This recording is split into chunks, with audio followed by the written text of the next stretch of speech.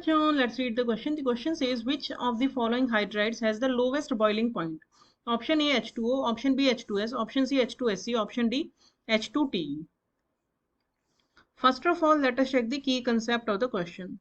The key concept of this question is that generally boiling point depends on the molecular mass, and as the molecular mass increases, boiling point also increases. But boiling points also depends on the intermolecular interactions. अगर कुछ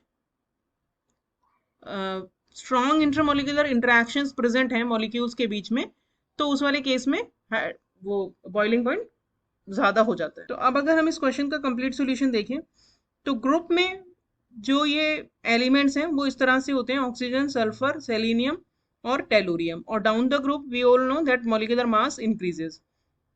तो mass increase हो रहा है down the group, तो इस हिसाब से अगर बॉइलिंग पॉइंट भी इसी तरह से बढ़ना चाहिए, H2O, H2S, H2SC and then H2TE. लेकिन ऐसा नहीं होता. इसका रीजन क्या होता है?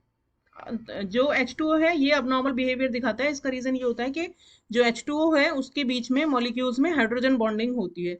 तो ये special type of intermolecular interactions हो गए, क्योंकि ऑक्सीजन की इलेक्ट्रोनेगेटिविटी हाई होती है. तो due to high electronegativity difference between hydrogen and oxygen वो बनाते हैं हाइड्रोजन बॉन्ड, जबकि और किसी में भी हाइड्रोजन बॉन्ड प्रेजेंट नहीं होता. इसीलिए अब नॉर्मली H2O का या वाटर का बॉइलिंग पॉइंट जो है कंपैरेटिवली ज़्यादा होता है.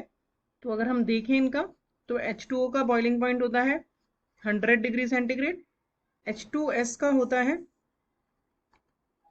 -60 डिग्री सेंटीग्रेड, H2SC का होता है, क्योंकि इसका मोलर मास ज़्यादा है तो इसका कंपैरेटिवली सल्फर H2S से ज़्यादा होगा, क्योंकि H2SC और H2S में कोई इंटरमोलिकुलर इंटरेक्शन का डिफरेंस नहीं है. और H2TE का होगा -2.2. तो ये इस ऑर्डर में बढ़ेंगे, लेकिन ड्यू टू हाइड्रोजन बॉन्डिंग इसका मैक्सिमम हो जाएगा. तो सबसे कम किसका हो गया? H2S का.